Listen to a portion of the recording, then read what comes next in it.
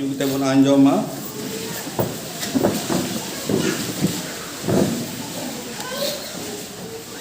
Jisu mesti nyutum ten parawa bawa kata namina patras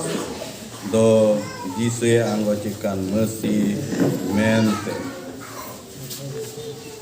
Ada jisu kerseria Filipina to thate en kan airen celakoi kundiket kuat or do mano hopon okoi kanai mentiku meneda unku duku men kita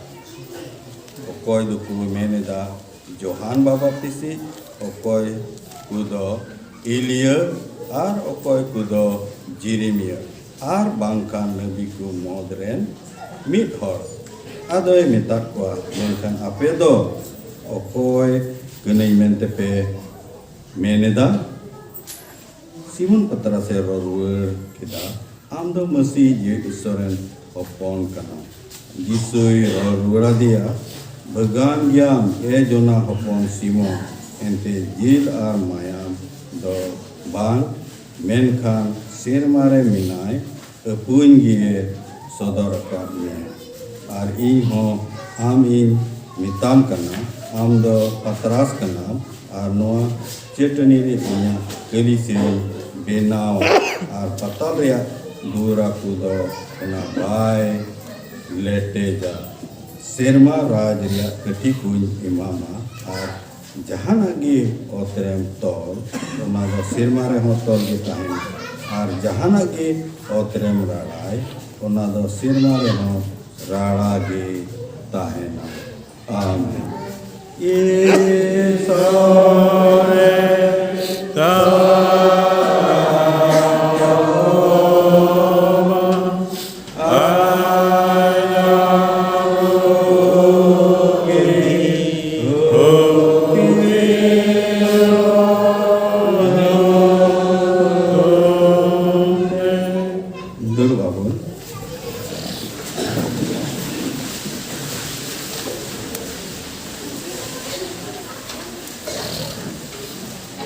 nonde tibun anjom ke Jisu mesti do keti yaksen ar keti sene uyure ku kana ar ona lekate kuli se ona lekate kulit ku kangre en manas hopon sele chit ku meneda eta ku se opoi ku ar node bun padhao kita je adam ku do iye Johan Baptisi nebi ku madra ar onka ge ku new kita menkan ketia saya gue ku kangre en apa itu koi pentepe meneda ar unde patras jadi media baru kita anda mesti jadi sana hopon kana ar noa ketio anggacare abak kelisi do tarhau kana abak mandi ko do tarhau kana abu te bung tarhau kana noa bung Cide kena se noa se tibun, oma kena se noa se te abu bun ayu kena, unte abo ontor se tekate anggo cek kena, ar abo mucha se te anggo tulu dia ontor se te petik tulu dia bancau bun nyame kena rumi rehona pola mina, ar ontal kate nonde bun nyamaka Noa cetene kelisi, arona do onakan dia abo anggoca kata bisu siria ontor te anggoca re cetene do nase kelisi do benau kana ar ungkal kate jemon ona anggoca dia re bisu tulu dia petiu tulu dia anggoca re abu re tan ar ungkal kate men kana ar ona nyak kata do bang caba bisu si koho bakut wangku ku tahan dia mungkin ada kabun nyame kan artihi en ontor selere ada abu ontor benggek patare se ontor ya benggek se kata bisu sere bisu bun anggoji do jerur minat tabuna arona kata kelisi do ondegi pada mandi do ondegi tahan mandi kudo una se kate tarau kan mandiren kudo una se kate mite bisusi filosofi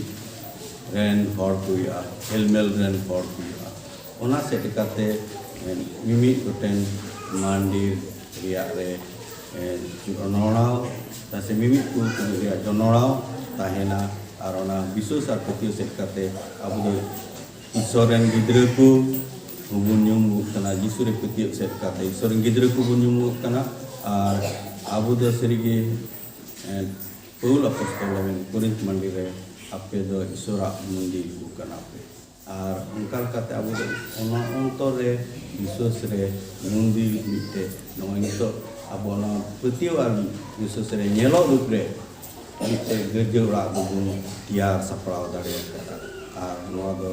ona kan ga ente dewi de mital takan isor am do moy mo sapra em benau jong kana in lagi orang tu bam bina itu, kalau kata Yerusalem mundir, Isra mundir, sonat mundir tu tiar sama. Tinya abu ini acara re, tinya abu no sonat mundir bun. Kalau orang tu moj orang tu nak tahu tihin abu ni Isra lagi moj orang tu bina dari itu. Arona tu noa ye sekali kati abu bisu satu tiaw do kita kita pun. Ar bisus ar putio kete lengkan ama dari do yo emo lagi ar ungkal kate serigi emia ar ungkal kate kemiku yang kemia ar ungkal kate serigi andom lahajal mundil ku kanabun mundil ku kanse kate moj ar bagi huyuk jerul minak tabuna ar moj ar bagi huyuk sel kate abu do mojion bisa jerul minak tabuna arung kata jemon isorak kore kemire sarir kan buntai anu amita apia sarir kan dia no ape binau ka no do apia kemiru pia betiuria bisu seria sarir te nyel nyamu kan anu ado mite bele anak giyo mite bubi anak giyo mite noa sete porcar ho uya kana arung kata ikat ku nyel re saya tak kunua ku orang punya lah, mikir nawa untuk senawa jion re bolok lagi ku tarik juga, orang kata sergi mikir buha lagi uyuh, nawa sangsate abu do iso, gidre ku kenabu, cilika ku lepas tu lepasi re error kena, ikan dia abubun mundil motor kanbun ona samsate arhon haron sele re arhon mereka matha melik doi masih kana matha melik doi masih kana ona te haron jelen ko se haron jelen kin juri perki haron jelen melik ye yakin uki dadi daik bina takina kelisia reki juga ar kelisia doho juga ar kelisia re tahan lagi moj jion bitul lagi moj gharan bitul lagi do jerul minak takina ar ongkal kate kita moj jion bitul lagi te kiring gidre kin harap rikual ar ongkal kate no fellowship re untuk te jauh tu thana abu mabun thana and abaran kulai kira abaran and senti palaran murubi babai le kira je untuk bina abu kita ya kenoi itu nyalo kurang marang abu ini mana tu bisus dia karena abu jeru bina abu jion re abu ren gidre ku jemon tunggi aka Ketia ar bisus re helmel do tahen tapu sanggete abu bina kena noa sangsate itu do mimi te daik bina tapu na mimi te daik mandiru bina ka ke abu daik minak tabuna noa orang ku joton jerul minak tabuna amate un ketia ka disusukan ya re noa do joton jerul minak arang kal kate mimi gote kemire jauge jemon gun goro goporo jauge jemon gun lapun sohor arang kal kate abu sohoda ar na saate sakil mandir ar dasis delisia sohor dulu emma pada ini emma utur ungkana re jahapis untuk communication gap di nyalok kena buat bisus dia bisus kure तीन ओना हो नेलोआ तीन आबू मतो आले दो नितो दले enable stand circuit enable stand Monday mente jati sini menkan aku do isoran ku kana bun ita hormo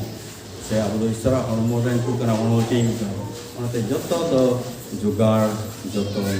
jerur mina karon kalkate serigi isora sarah muhima huya noa do tunggi akan thayna aron kalkate mara muhima gi badha dia ni bi bar kata se kati isora di sarah muhima huya tay amin